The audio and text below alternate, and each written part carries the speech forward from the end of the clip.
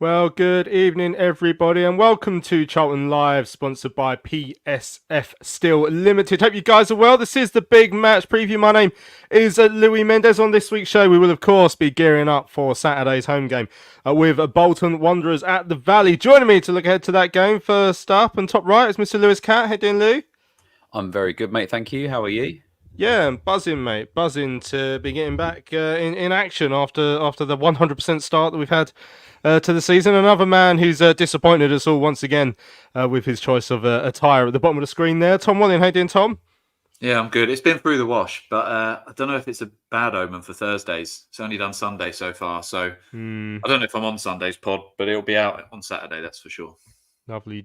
Well, 100% record Charlton have whilst Tom's been wearing that shirt. So if we ever catch him at a game and he's not wearing it, beat him up, I assume, is the right thing, or at least force him into the yellow shirt. Yeah, well, Tom's up for it. So on tonight's show, then, like I said, we'll look ahead to the Bolton game in the second half of the show. We're going to hear, of course, from the Addicks boss, Nathan Jones. Got a couple of newsy bits really happening on the Josh Edwards injury, on Lucas Ness departing as well. We're going to hear a little bit from Kane Ramsey. He spoke to the club earlier on today. We've got a little snippet, a little preview of that interview. Then when we start to look ahead to the game with Bolton, we've got Ben from the Fan Zone, which is a Bolton Wanderers podcast, to join us later on. And of course, we'll hear from Nathan himself looking ahead to that game as well. You may have heard at the start there, you may have noticed the branding on the pod as well. I'd like to say a massive welcome to our new sponsors, PSF Steel Limited, who are going to join us for the rest of the campaign. Really pleased to have them on board. You'll be able to learn a little bit more about those later on in the show. Right, the big news that came out of Saturday's game against Leyton Orient, other than, of course, the fact that we continued our 100% record, is that Sean Clare launched into a disgusting challenge on one of our players, and everyone's been really concerned about the fitness of Josh Edwards. So we heard from Richard Corley yesterday a little bit of it, but here's the news from the horse's mouth. Nathan Jones was asked to discuss how Josh Edwards is. Before we talk about anything else, I think all Charlton fans are keen to find out how Josh Edwards is after what looked like a horrific challenge and injury last Saturday. It wasn't as bad as it could have been. I'm not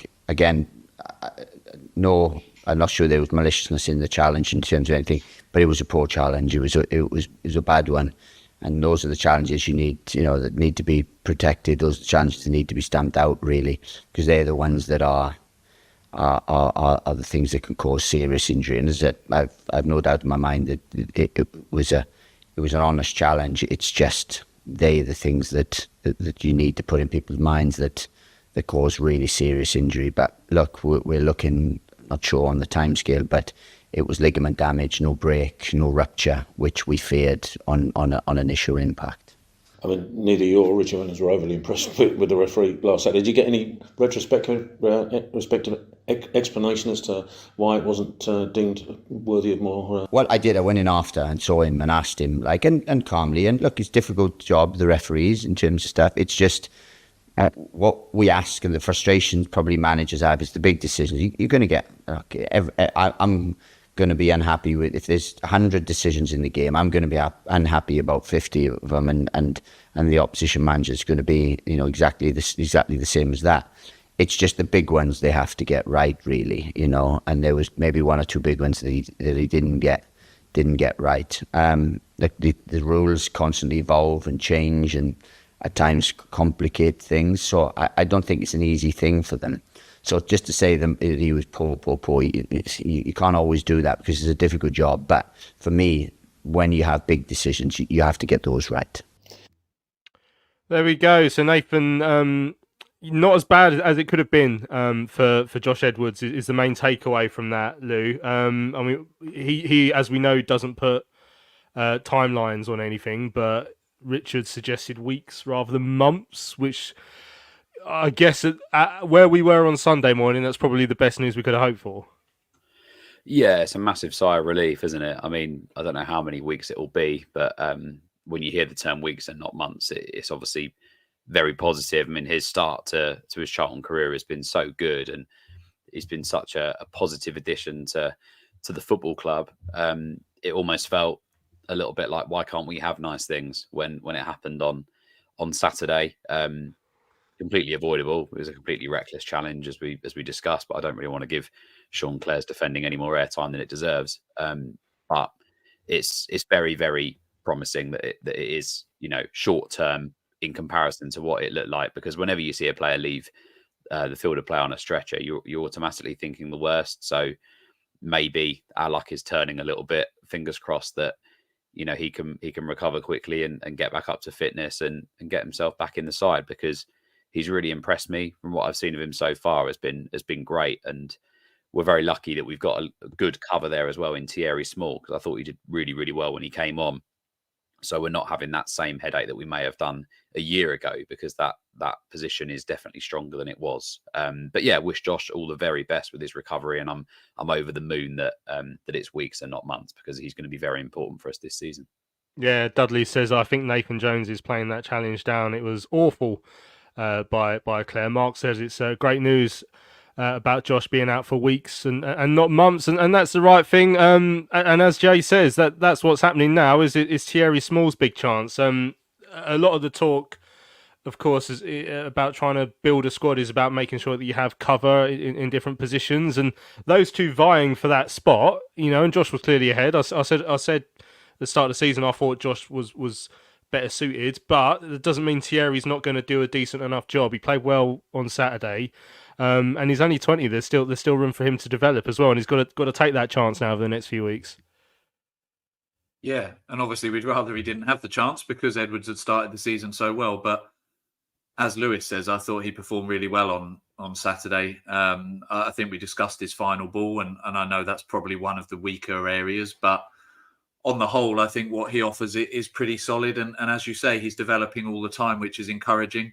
I think I spoke about maybe needing a right back, because I'm not sure about Watson as cover on that side, but that's a discussion for another day, and hopefully Ramsey doesn't get a long-term injury. But yeah, I think I'm with you. I think Edwards had started the season well. He's not somebody I hadn't seen an awful lot of pre-season, sadly. So coming in, I genuinely wasn't sure who was gonna start there. But being up at Wigan and seeing him, I was really impressed. I think he got man of the match that day.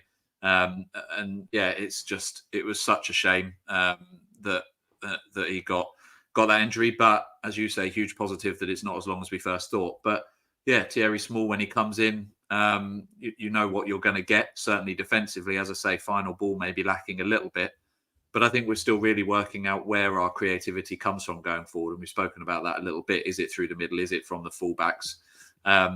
So maybe if he can't do as much going forward, you're looking at Kane Ramsey and you're looking at the likes of Doherty and Berry to get forward and support the front two and find your creativity another way. And it's not like Small's incapable. It's perhaps just not his best strength. So, yeah, it's definitely a slight downgrade on Edwards, I would say, based on how Edwards has started the season. But I don't think it's enough to, if we were to lose to Bolton, we wouldn't be blaming it on that man alone. So, yeah, I think in other seasons we would have been looking at a real step down for somebody to step in, and I don't think that's the case this year. Yeah, Andrew's saying that Bolton had a player injured by an Orient player the week before they played us as well. And a couple of people are asking about the likes of Reg and Watson now, obviously, on the other side. But, I mean, all hell let loose was asking if Reg can cover at the left wing back if needs be. and asking if Watson gets a bad press. Luke saying, I think Watson is more than capable backup, to be honest, especially if Asimwe is going out on loan. Yeah, I mean, that's one story that's been mentioned this week, that Asimwe might go out on loan. We'll talk about Ness in a few moments' time as well, Alan. But yeah, I mean, it would be interesting if Thierry did get injured now. You have two decent players in a position, but then who would follow him up? I don't know who else could feature on that left-hand side. Yeah, I suppose the only option really is Teo Eden, but I don't think we've seen enough from him. Really, sort of discounted him because he's not played there for Nathan, has he? So exactly that, yeah, and that's really the only option that I can see. I don't know if Tano Watson could play on a weaker foot. I don't think so. So really, that's the only option. I think I wouldn't have been surprised to have seen Teo maybe at the back of Nathan's plans, being one of the players that got moved on. But I think with the injury to Edwards, I think he'll probably stick around a bit more. And also Nathan's been keeping him as an option as a midfielder, whilst he's not been really in contention for any kind of starting berth. I don't even know if he was on the bench on Saturday, but the Birmingham game he was fancied over Terry Taylor as a midfield option on the bench. So that's probably the only option we have, really. It's interesting, isn't it? I mean, it's good that it's weeks, because I imagine, and I think Nathan said today, they won't look in the market for anything in that position because of Josh's injury not being as bad as first anticipated. But it would be our luck that we lose Thierry as well. But fingers crossed that doesn't happen. I've just seen a comment from Luke on there. Actually, he's a really good point about Eden. He might actually suit the left wing back role that little bit more, because I think defensively where he's struggled, but sometimes going forward he's looked much better. So yeah, look, there is an option there for Teo. I mean, it's ultimately, if that did happen, it would be down to him to make the shirt his own. But fingers crossed we're not going to lose Thierry Small, and hopefully Josh is back very soon, and we'll be back up to full strength in that area. Yeah, I mean, with Teo at the left wing back row, I mean, my main concern with him, and again, it's energy wise, he can get up and down. I think that's partly why Nathan's played him in midfield, because he likes a bit of energy in that midfield, harrying and all that. It's just quality on the ball. I think he's not quite hit the heights at Charlton yet, and maybe. Maybe if you were to get a run in the team, but he's going to be at the very minimum back up to Thierry Small in the next few weeks, if that. So we might not see him. Andrew saying maybe Gillespie as cover for Small, with Zach Mitchell coming on as well. So yeah, there is opportunities there. All hell that Lou's correctly pointing out that Eden did play left wing back at times last season, but yeah, didn't have the greatest time. So some reasonably good news there. The fact that Josh Edwards is going to be weeks, not months. Some very good news here as well. It's great to see Ed Slater's going to make it down to the Valley. It says first time in 20 years for my son's first game this weekend. He will be mascot. Come on, you Reds! It'll be great to see you down there, Ed. Obviously everyone's very much behind you, as you well know, at the club, and we'll be delighted to see you down there. Right, there has been an outgoing today. Lucas Ness has departed for Notts County on a permanent deal.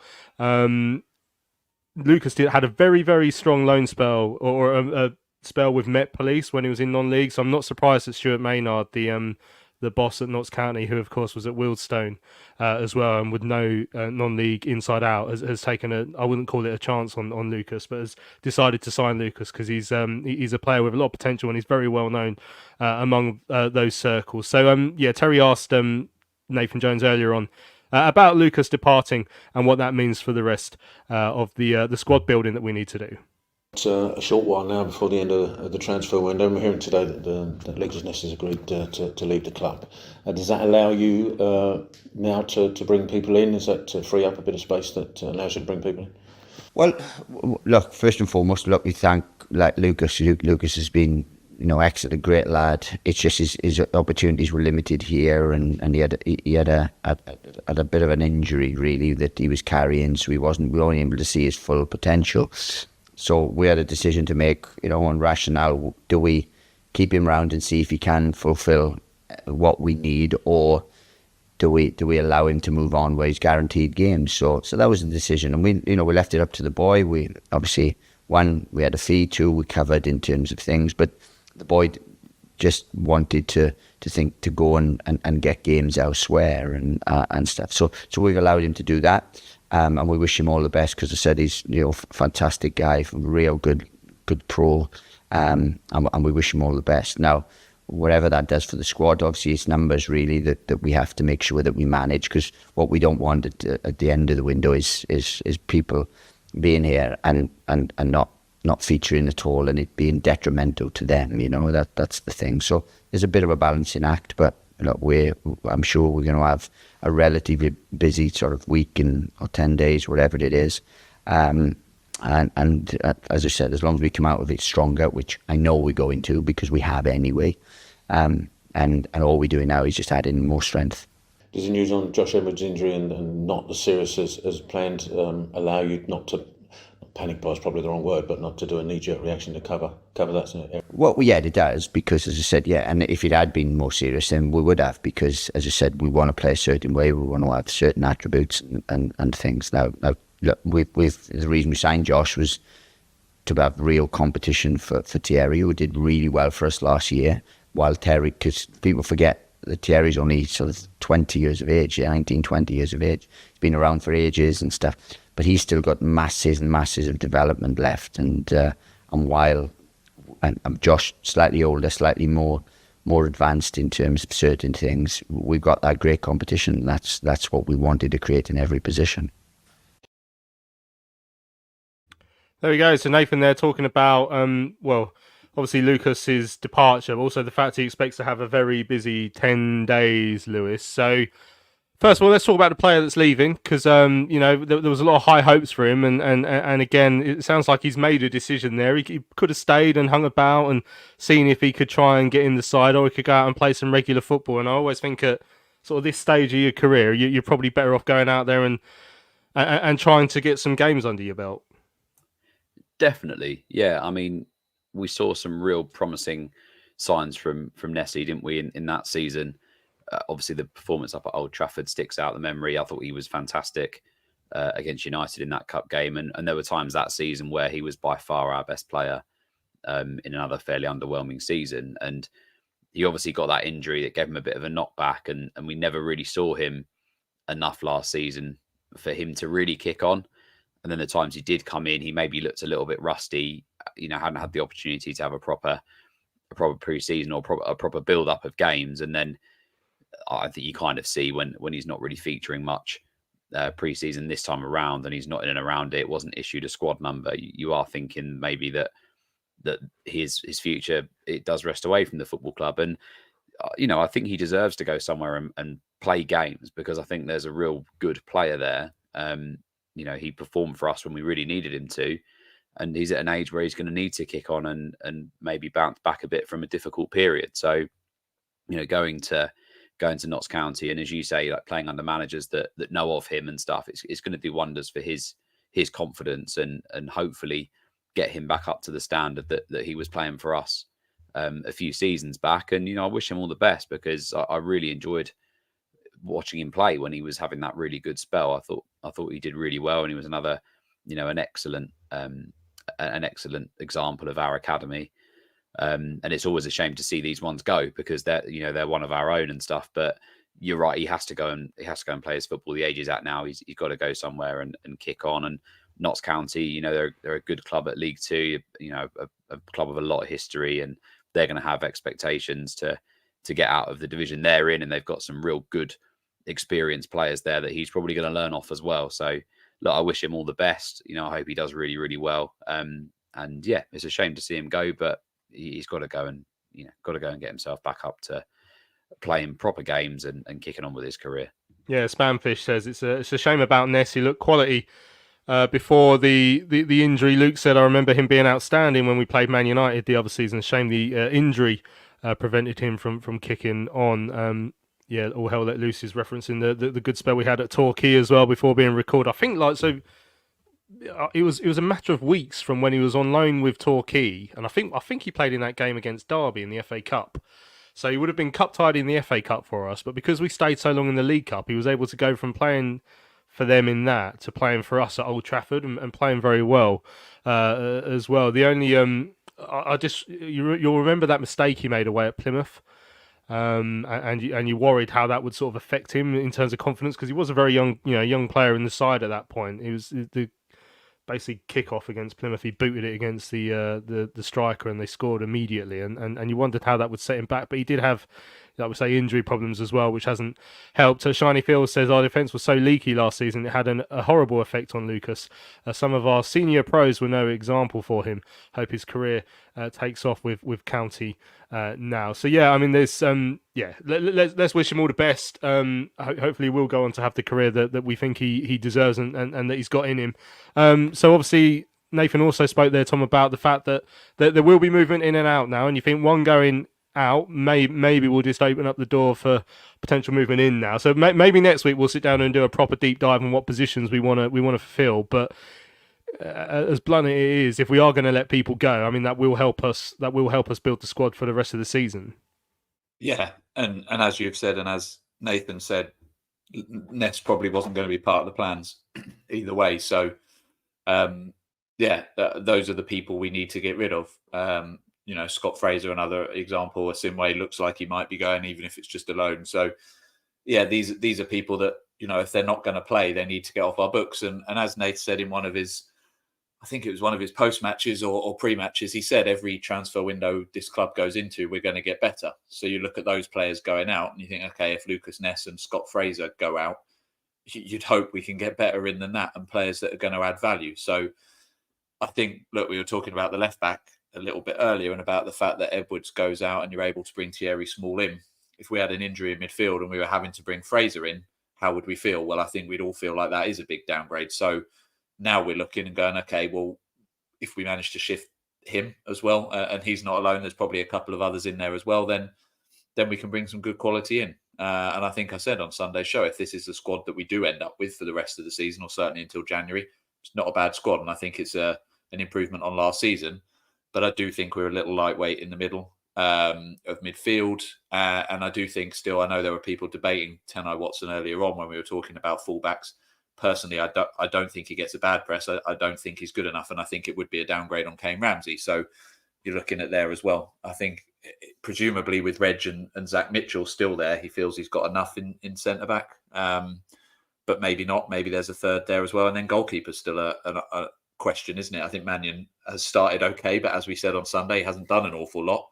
So then you're looking at whether he still wants somebody that he's going to deem his number one or not. So there's 3 or 4 that we're still looking at and thinking, yes, we need to get in. I see a lot of people mentioning Terry Taylor as well. That's another one that's probably going to go. So yeah, we need to try and shift these players on. And I think we're kind of in that position now where it's not like some teams where if we shift them on very, very late and we don't get somebody in, have we lost out? I would say no, because they're not going to play anyway. So we can go right up until the end of the window. And if we get rid of them and don't get anybody in, well, we're no worse off and we freed up wages ready for January. But if we could get people moved in the next few days, at least that would give us some time to bring in replacements. So, yeah, there's a few. Luke says, I think we could use a creative midfielder in the Johnny Williams mould. I'm sure Tom would agree. Yeah, but you would have said it if he hadn't already said it. Jay was asking what's in the background there as well. Of your picture. Who's that in the hallway behind Tom? I think I can see a painting of Mr. Blobby, but some lemons. It's Maurizio Pochettino style lemons behind me. Nice. No, that's all. No one that I'm aware of. If there was somebody there, then that's a bit scary. Oh God, no! Someone's broken into Tom's house. Imagine if that happened live on the pod. Get some clicks, wouldn't they? Recording this, that would be good, and send it to the police. Yeah, exactly. Yeah, no, that'd be really good. Robert asked a good question. I know Jones doesn't really like loans, but can you see us bringing in any before the end of the window? I mean, we were close at one point to bringing in a keeper on loan, Lewis. So he has spoken a lot about how he's not a massive fan of them. But I guess if we absolutely had to, and it was going to make a vast improvement to the squad, then I think we'd still be open to that possibility. Yeah, I think he's quoted many times, isn't he, that he would rather develop our players than develop someone else's players. And I think with any loan, there's always like 2 sides to the coin. Over the years, we've had some really successful loans. I've seen in the comments, mentions of Conor Gallagher, Christian Bielik, Josh Cullen. But for every one of those, you get a Tedic and I can't even remember half the people last year, a Banqua. He'd probably be a pointless answer if Charlton players ever came up on that show. But most of our players would, to be fair. Yeah, I think a lot of them would. Yeah, but that's exactly it. Like, there's sometimes you get lucky with loans, and we have before. And I think a lot of it comes down to the parent clubs, like seeing how those players would develop. I don't think we've had the managers where some of these clubs have wanted to send players to us that are quite good quality, where I think when we had Bowyer, the likes of Josh Cullen, Bielik and Gallagher were all going to develop under him because he was a fantastic Premier League midfielder. I think people would look at us now and see Nathan Jones and think, yeah, he will make our players better. So maybe we will attract a higher caliber of player to have on loan. But, I think Nathan's a big believer in trying to develop our young players. He's a big believer in, we've seen it already with the likes of Carnu and Anderson, like getting a lot of minutes because he wants him to do well, wants them to grow here. So I think ultimately it's going to come down over the next week, isn't it? In the positions that we do fill, what we're feeling like we're lacking towards the end of the window. And sometimes it does become a little bit panic station with the loans that we sign. I want to avoid that. I mean, I'd love us to not sign a single player on deadline day. I'd like us to have the business done before, because we've had it before. We've ended up picking up the dregs of players that nobody wants. So it's going to be interesting to see if he does target the loan market and if he does, where he looks. But yeah, I mean, obviously, as Tom mentioned, there's players there that aren't going to play a part that we're going to need to get moved on first, I think. But yeah, it'd be interesting to see if Nathan does, bring his barriers down a bit, and if he does tap into the loan market, because I think it can be successful. And I think the person that makes it successful is him, by being a good manager. So hopefully, people at Premier League clubs look at us as a club that are going to do well this year and under a manager that's got a good record, and they send us some of their better players rather than some of the stuff we've had over the last few seasons. Yeah, I mean, James says, do Premier League clubs look at Nathan and remember Luton, or do they think Stoke and Southampton? I think they're more likely to remember Luton because he's at a club of a similar size now, and has a reasonable record, obviously, improving players. A couple of people talking about the goalkeepers. Andrew saying Mannion is doing well. Another goalie isn't a priority. But Luke says if Mannion is injured, we have Rodney Trotter in goal again. Presumably talking about the mask that Ashley wears there. Ed saying, I agree, we need a keeper. Ashley Maynard Brewer scares the life out of me. And Jay saying, are we in for a Hungarian midfielder? I think Rich should clarify that any interest that we'd had in that player wouldn't be until January, to the extent that I haven't actually bothered to look up his name because I can't remember what it is off the top of my head. Right, let's hear from Kane Ramsey just briefly. So the full interview of this will be available on Charlton channels tomorrow. They've given us a little clip to play today discussing the sort of shape of the squad as we've kicked off this season. It's early days, of course, this season, but from the outside looking in, the squad look like they're in a good place. Having joined in the second half of last season, do you see a difference between then and now? Yeah, I think the structure of what the manager has brought in, everyone's buying into it a lot more. I think the way we've been training and been working on it, we're kind of all getting to an understanding on a way of playing and how he wants us to play. And especially defensively, I think we've got a lot more announced about us, a lot more not wanting to lose, keeping clean sheets, and that's shown in the first 2 games. Getting out of League One is a priority for the club, for Charlton, which can bring with it a level of pressure. But having been thrown in for your first senior game against Man City when playing for Southampton at the age of 18, I don't suppose too much phases you after that, does it? No, before a game, I'm not really the type of player to be nervous or stressed. Depending on if it was like a final or something, maybe. But I'm just kind of used to it, playing in front of big crowds. There we go. Just a brief snippet of Kane Ramsey's interview. Like I said, the whole thing will be on the Charlton website and whatnot tomorrow. But yeah, Lou, he's had a decent start to the season, hasn't he? Yeah, he's been brilliant. I like him a lot. I think it's not even just his defensive work, but the way he's been stepping out from the back, and we saw some really good mazy runs on Saturday through the middle as well. Like the way he carries the ball, it just looks so comfortable. I know I was a massive fan of the tackle he made up at Wigan. I was sat with Tom at the game and we were celebrating it like a goal. It was fantastic. And just having him and Edwards and Thierry, I put all three in the category.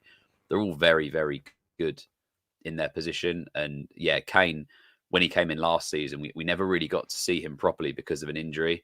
He looks like someone that's had a proper pre-season, and he's going to be a real asset for us. So I think I've put in the in the Birmingham programme notes I did the other week about him being our player to watch, which it's not very often you stick a right back as your player to watch.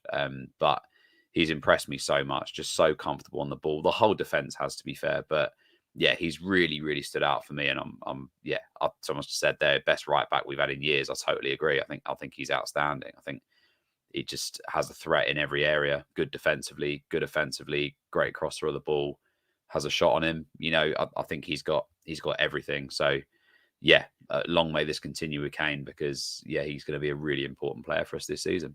Yeah, lovely stuff. As you say, yeah, comment there in the chat says Kane Ramsey, our best right back in years. We've been talking about signings. All hell let loose is saying, what's the latest with the Jamaican lad? Well, it sounds like it's getting close, but I don't understand the reason these work permits take so long. Neil reckons that the permit's been granted, so hopefully that's really close. Nice message from Paul. Says, always good listening to you guys, especially as I'm in Thailand at the moment. We're having a good time out there.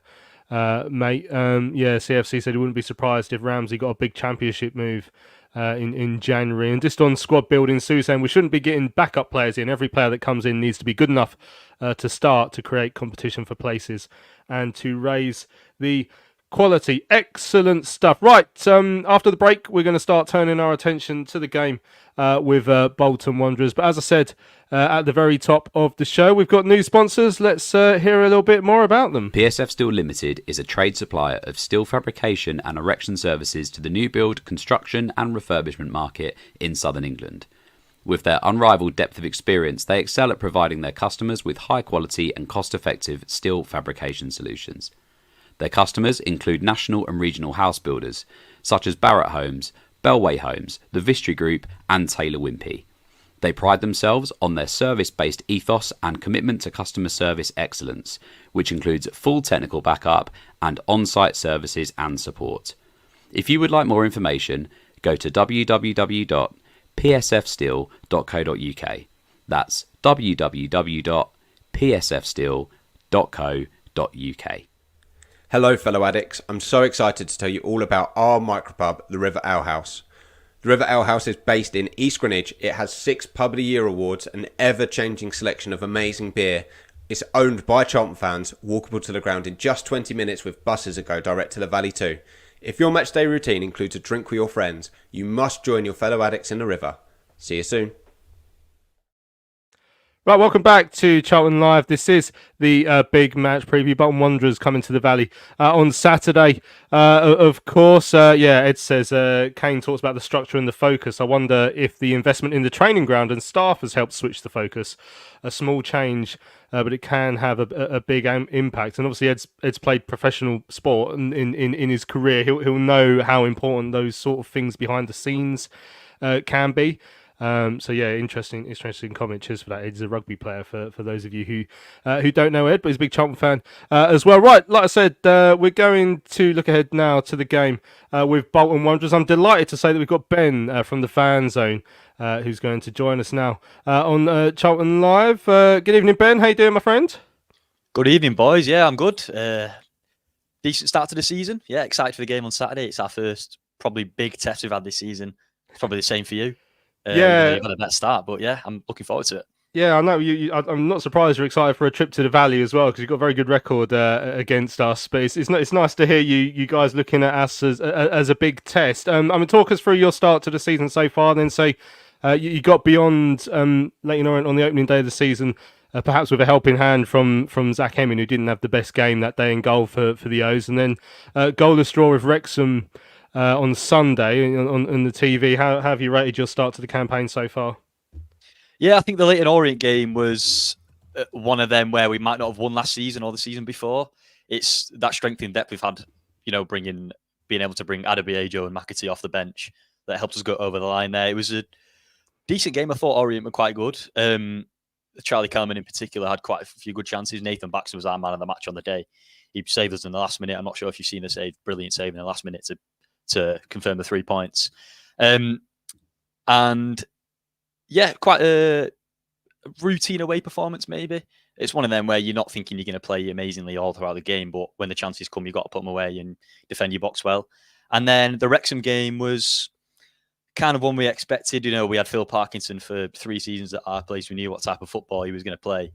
and they came and just frustrated us. Really, it was one of them where they were happy to sit, defend their box, and let us have the ball maybe. And apart from a couple of breaks early in the first and the second half, they managed to shut us down well. We had a couple of corners and a couple of set pieces where we got some decent opportunities, but ironically, it was their keeper who got man of the match on Saturday. So it's one of them where we can't really have many two complaints. 4 points from the first two games. If it had been a point at Leyton Orient and beat Wrexham at home, I think we'd be sitting there a bit more happy. I'd probably say a 7.5 out of 10 so far. Hiya, Ben. I think most fans in League One would be quite envious of the squad depth that Bolton have built up over the last few seasons, especially the front three of Collins, Charles and McAtee that you played at the weekend. Out of your additions so far this window, who's the player that stood out for you the most, and who should Charlton fans be looking out for on Saturday as your real danger man, if you like? Yeah, well, I think the headline signing has been McAtee, but I would say Sabi Schön, our new Hungarian wing-back. I heard you lads just talking about you might be getting a Hungarian midfielder, but we probably 3 weeks ago now we signed him. He looks quality. I think he was a winger early in his career, so he looks more direct. He's just got that quality. His first touch looks brilliant. He's passionate. I don't know if you watched the game on Saturday, but there's a few flying tackles he put in, and ones where it's one of them where he tackles, wins the ball, and G's the crowd up and gets everyone going. I think he's probably been our best signing so far. Obviously, only 2 games gone. McAtee's looked bright.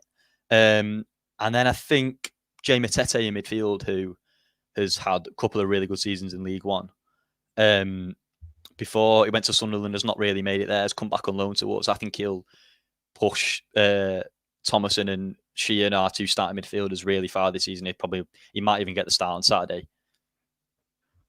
Sorry to bring it back to the end of last season, Ben, but obviously just such a disappointing day out given how well you played in the season. I think you finished about 10 points ahead of Oxford. Very uncharacteristic performance at Wembley. Ian Everett's obviously been with you for a while now, coming into this season off the back of that disappointment. Do you think it's a case of now or never for him if you weren't to get promoted this season? Or are you not even talking about thinking that next season might be in League One? Where is that sort of mentality at with the team and with him as your manager? Yeah, I prefer not to think about the next season in League One again after last season in particular. But I mean, I'm firmly in the Everton camp. I know there was a lot after Wembley in particular saying enough's enough and time to go. But I think he's progressed year on year, and this is now the time where I think if he doesn't go up, there'll be major questions asked. I think maybe a bit unfairly, because I think the quality in this season is higher. I think everyone's assuming Birmingham's going to run away with it.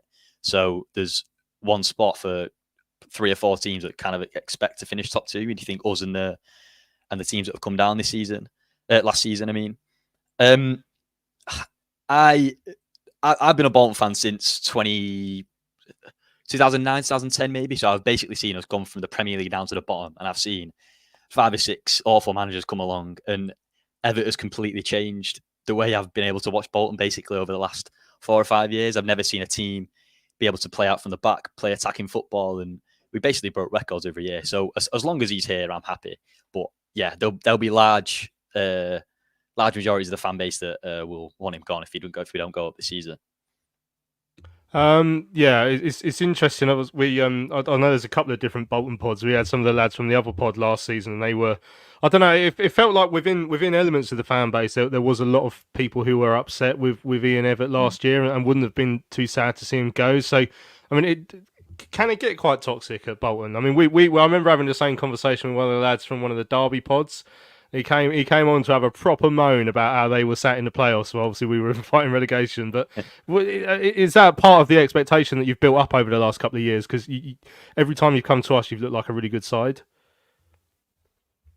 Yeah, I mean, I think Charlton away has been our best fixture over the last 3 years. I can't think of a team we've beaten every time we've gone to them over the past 3 years. Sorry, boys. But yeah, I think he's kind of a victim of his own success, because we finished with 70 points over the last 4 years. We scored 80 goals plus 2 seasons. And although he does have the reputation for being a bit stubborn, so you saw it in the playoff final. That was the prime example. It was 0-0, 2-0, sorry, with half an hour to go, and he kind of persisted with the wing-back system, didn't really change much, just replaced like for like and believed in his system. He's talked about going for a plan A 2.0 rather than a plan B, but he believes in his plan A, and it works 8% of the time. It's the 20% of the time it doesn't. He doesn't have that flexibility maybe, or hasn't shown it yet. And I think that's where the frustration is. And we've been like in big games, quite a few big games, we've not really turned up in. And most of they are the games against the top team, so they are by default harder games. But I think that's where the frustration sets in, and it's a bit of recurring themes that I think if he doesn't break the season, I can understand why there's frustrations. I saw a comment, Ben, in our chat actually about the League One cheat code that is Ricardo Santos. I thought he's always an absolute nightmare when we play him. I thought he had a bit of a dip towards the back end of last season. I think I saw him make a few mistakes, maybe a few own goals and stuff. How's he looking ahead of Saturday? Because I'd definitely rather play the Santos from the back end of last season than the one that seems to mark us out of the game time and time again.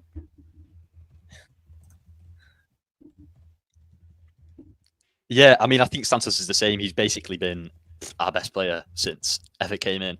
And it's over the last season, I think in every season in League One, he's picked up an injury at some point and it's kept him out of the team, and he's come back, looked a little bit rusty, and then got back to his best. But last season, he got a couple of injuries, was out of the team for a bit longer than usual, and then came back, and it was just every game was so important last season. He kind of just got thrown in when he was back because we needed him. And he did drop a couple. His average level dropped from like an 8 out of 10 to probably a 6.5, 7 out of 10 in the last sort of 3 or 4 months. But I mean, he's looked great the first 2 games of the season. Hopefully with a full preseason, I think he's back to his best. Sorry to say that, guys. But yeah, it feels like he's one of them where every single time I talk to an opposition fan, they go in, oh, like how unreal is Santos? No one ever wants to play against him. But our fans are a bit critical. It's one of them. You see him every week. You see him make mistakes every so often, and you remember it rather than him bullying your striker for 90 minutes like he does most weeks. It's obviously going to be your second trip down to London in a month, I think. How are you travelling in terms of numbers of fans at the start of this season? I'm not too sure. We sold out at Leighton Orient. I think that was about 1,300. I'm not sure what the numbers are for Charlton, but I'm assuming it'll be over 1,000 again. I'm not going myself. I'm actually got free tickets to go to Old Trafford to watch England cricket instead, so I'm a bit of a traitor. But I'll be watching my phone if I can sneak off for a bit. I think, as Lewis says, if Ricardo Santos is there, you'll probably be fine. You don't need anybody else. Lovely stuff. Well, look, Ben, it's been a pleasure to have you on. Chris from your pod says, evening, fan zone, brother Ben. Louis, Lewis, Tom, we're looking forward to welcoming Sue onto our show later. Good luck for Saturday. Sorry, can't say that sincerely. Yeah, Sue Gallop from our show is going to be on the Fan Zone. That's starting at 8. So if you want to get some more Charlton content, log on to the Fan Zone pod to hear a preview from a Bolton point of view. Ben, thanks for your time this evening, and all the best for the rest of the season beyond Saturday. Thank you very much. Likewise, boys. Lovely stuff. There we go. That's Ben from the Fan Zone, Bolton Wanderers podcast, giving us a lowdown on Ian Everett's side ahead of Saturday's game. James Mitchell's been reminiscing. My first game at the Valley was Bolton in 1992. They absolutely played us off the park, but we won 3-0, scored every time we entered over the halfway line. Fatty Garland scored a 30-yard stunner. Well, I'll take all of that on Saturday, especially Fatty Garland coming out of retirement. That'll be lovely to see. And Shiny Phil says, regardless of everything else, it's my 49th birthday today, so happy birthday. I'll be at the Valley with my youngest on Saturday, so we have to win. It's the law. Tyrese Campbell and Ghassan Ahadme to score up the Addicks. Well, let's have a look ahead to the game from a Charlton point of view. Starting off with the team news, Nathan Jones spoke to Terry earlier on today. Aside from Josh, 2 very physical games we've had so far. How's the squad shaping up generally? I've looked very well. We enjoy the physicality of it. We believe we are. It's going to be no different on the weekend. Very good side and physical side and athletic side. So we know that's the league. And if you wanna do anything in English or British football, then the physical side of it you have to be good at. And you're obviously delighted with the 3 points, but that as much after Saturday on the nature of the performance.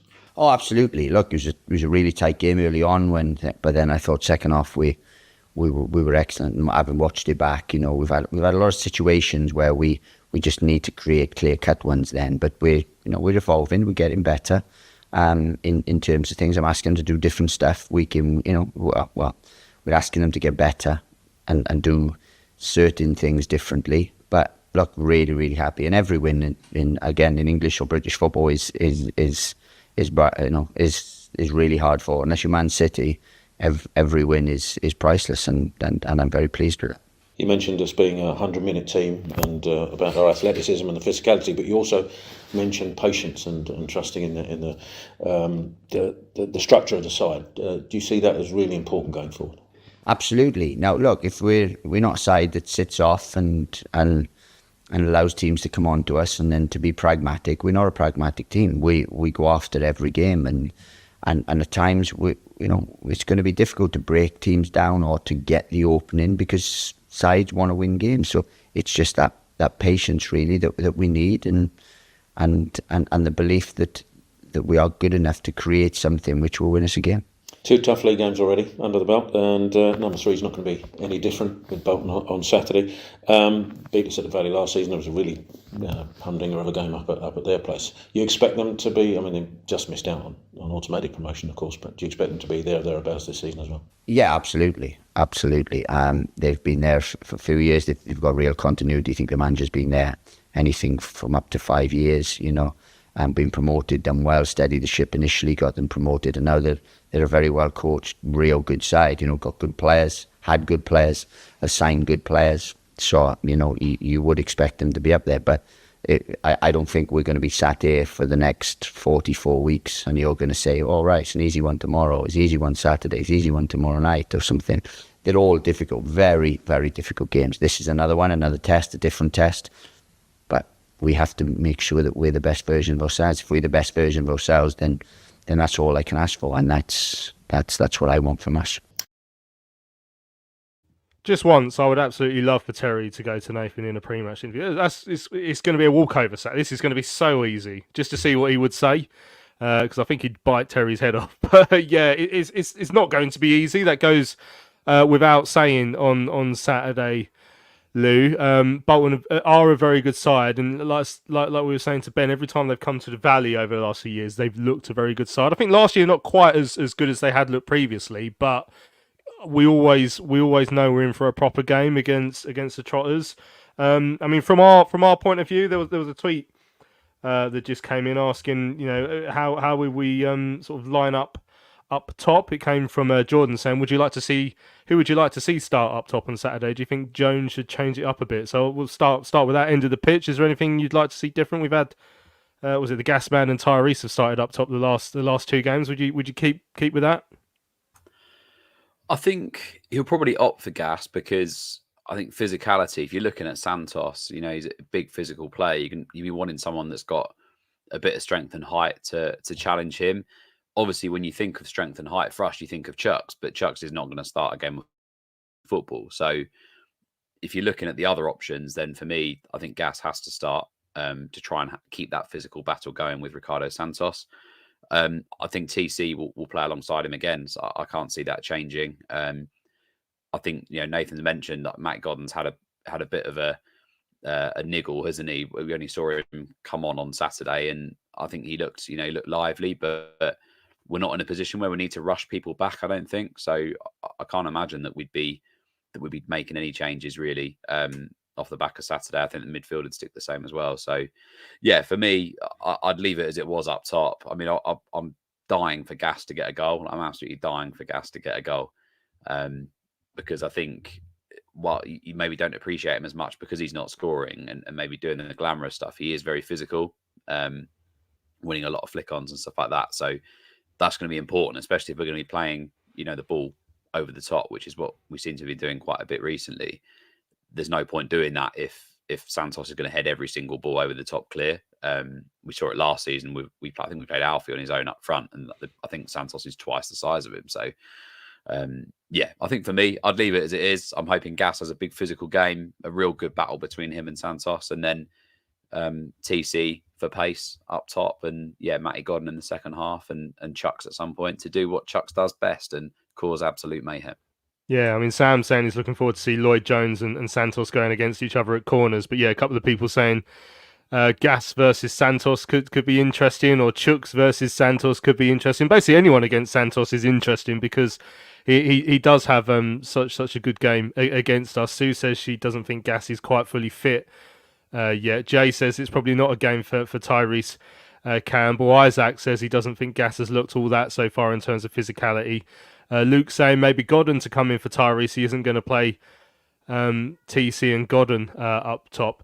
CFC saying I'll drop Doherty for Anderson, which is an interesting one. Obviously, Anderson came out the side for Berry last week. One of the things that I thought was interesting when Terry was talking about, the 100-minute team and the physicality. I mean, it's something that a couple of people have said early on in this season. They think we look quite a fit team, which again isn't something we've had the joy of saying too often over the years, both in terms of just general fitness but in terms of injuries as well. But I mean, do you see that as being something important to Nathan Jones? It was really interesting that when there was a clip of his pre-match interview with Sky that he did last week, and he was talking about Doherty. One of the first things he said about him was something like 0.5% body fat, or whatever the correct number was. Like, he's very interested in that sort of statistical stuff that can give you the edge. So you think he would like to oversee a side that is fitter than anyone else if he can, Tom?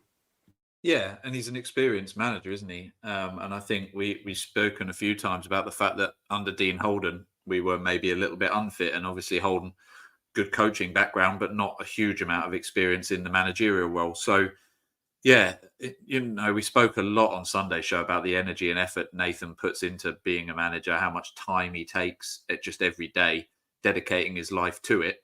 You don't do that unless you're fit and energetic, and so he's going to demand that from his players as well. So, yeah, I see lots and lots of chat in the chat about who's going to start, and I think you're probably just looking and thinking, are all of those players still able to run for that 100 minutes? And that's a real test of the fitness, particularly against what will be a physical Bolton side, particularly after a few players got beaten up against Orient with some nasty tackles. But we do look like we can go the distance. We showed it against Wigan, got our goal late, and obviously that was first game of the season, but you'd expect players to be blowing towards the end of that game because of that. The Orient game obviously went the distance, and again, we looked far fitter than them towards the end. So, yeah, I think he takes that very, very seriously. And going back to what I said right on the start, the very first show of the season, those fine margins and being able to just dig in can carry you a long way in this division if you've got the quality. So I think it's hugely important for him. I think it's hugely important for us and the team as well, because if we can get to the back end of that game and, Ricardo Santos is finally starting to tire and there's opportunity there, you chuck a Tyrese on if he starts on the bench, or a Chuck's on up against him, or whatever, or you've still got Berry with those legs to burst into the box. That's when you can take your chances. I don't think it's a coincidence we've scored 2 late goals, and maybe we'll see a lot more of them this season, although I'd prefer us to score a bit earlier just for my heart rate. But I think it's an important characteristic of this squad, and it's still early days to tell if we can continue that. But it certainly seems like his preseason. This is a man who's done preseason a lot. As I say, he's got that experience. It sounds like he's got it right for the majority of that squad. So he may rotate just because we've had sort of 4 games come quite quick with the League Cup as well. But if he does, I think it would purely be down to that. And I see a lot of people talking about Tyrese coming out. I wonder whether that might be the case as well, whether it's the right game for him. I think it'd be harsh on him because I don't think he's been bad, but might just not quite be his game either. So, he's got some selection headaches, which is a good thing. Shows the depth in the squad. And, whoever comes in, as I say, has to give 100%, because if they don't, they won't be playing for as much more. Yeah, that's true. Yeah, I mean, Chris said maybe give Kanu a start against Bolton. Very similar to last year, Bolton, he says, and Kanu looked very good up there last year. And a couple of people, Mark saying to go with Godden and Kanu. Luke saying it's not a bad shout, but Santos didn't play in the away game last year, so might be why he looked better against them. Yeah, Paul saying he's enjoying the show. Cheers, Paul. I'm glad about the injury news for Josh not being as bad as we thought it was. Says just go and win on Saturday. All hell let loose, saying can we play Godden and Kanu if Nathan persists with the direct ball tactics? Spamfish saying Chuks has to start at some point surely, and Andrew quite correctly saying no. Because I think hold off on Chuks. Just get that 25 minutes out of him every week, and we'll be fine. Luke's asking what shirt I'm wearing. It's the black and white away one from about the mid-90s with the black and white stripes down the middle. It says it looks tidy. It's the first time I've worn it. I've had it for years on the pod, but it's very tight. I don't know if I'm going to wear it again. That's why you're not seeing my midriff at the moment too much, because it is quite tight. What would Saturday mean if we won, Lewis, and we made it 3 out of 3, especially if we don't concede again? What would that message be to the rest of the division? A statement, I think, a real statement, because I looked at the fixtures when they first come out, and I did look and think, okay, well, where, considering where we were last season, you're going off the back of last season into a new one. You're not carrying a lot of confidence, are you? I had more confidence because of Nathan. Like he renewed my optimism, but I don't think I expected us to start this well. And it's the results haven't been glamorous, so it's not like you can say, oh, we've walked teams 4-0, 4-0. We haven't, but we've looked comfortable. And the big thing for me is how comfortable we've looked defensively, considering where we were last season. And for me, if we can perform and get a win and a clean sheet against Bolton, who, in my opinion, have got the best front three in the division, that's a statement, because that defence last season compared to this season is so different. And it's going to be a real test for them. I think this is the first time, in my opinion, where we're going to see our defence tested properly, because Dion Charles, he's an out-and-out goal scorer at this level. Aaron Collins, a player we were interested in, he's a goal scorer at this level. McAtee, been very impressive for them, was very good last season for Barnsley.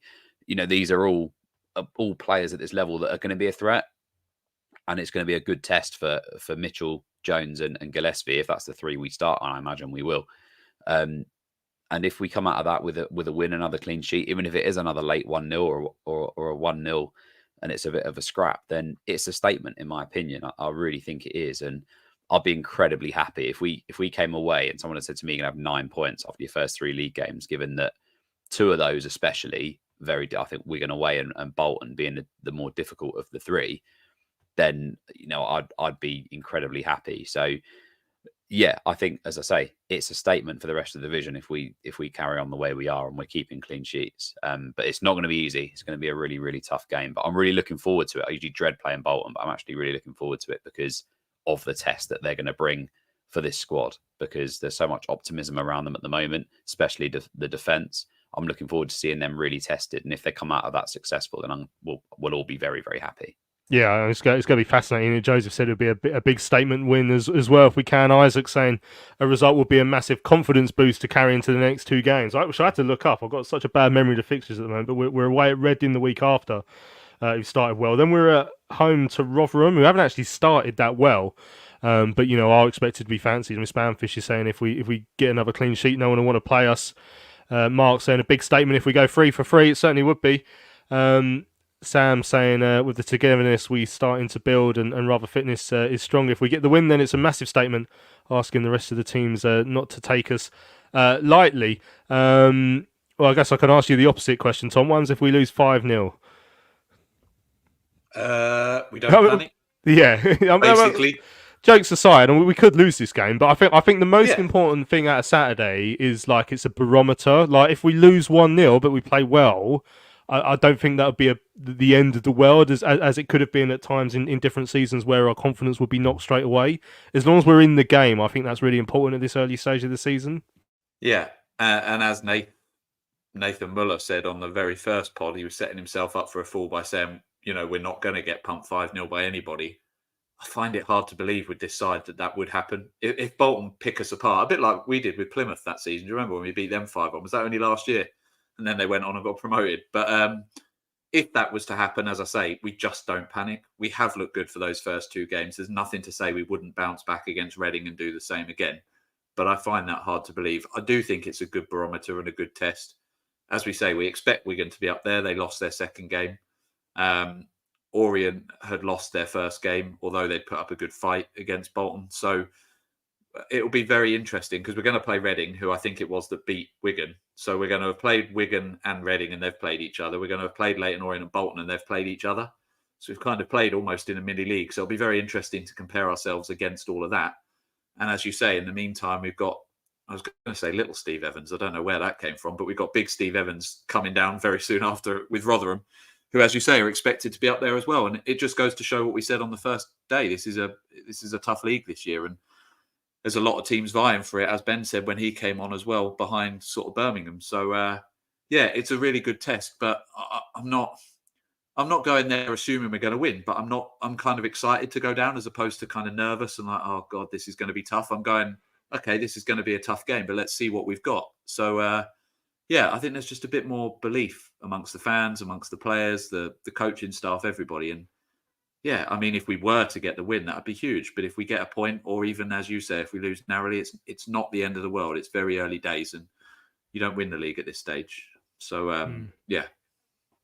Excellent. Right, I mean, Ed's saying I can see us on the back foot for large spells of the game. Hopefully wear them down and take it into the last 20. Right, we've run out of time, actually. I've just seen the time, so we're going to have to get out of here. But massive thanks to everyone who's joined us on Charlton Live this evening. Hope you've enjoyed the show. Don't forget, we'll be back on Sunday morning to look back at whatever happens against Bolton Wanderers at the Valley. Don't forget to subscribe to our YouTube channel if you haven't already. I'd like to see those subscription numbers pushing up, so press subscribe below the video. Right now, massive thanks to Ben, who joined us earlier from the Fan Zone. Massive thanks to Lewis and to Tom. Great to speak to the pair of you, as always. Cheers everyone. Lovely stuff. So I'm Louis Mendes. This has been Charlton Live, sponsored by PSF Steel Limited. Thanks very much for listening. We'll see you again on Sunday.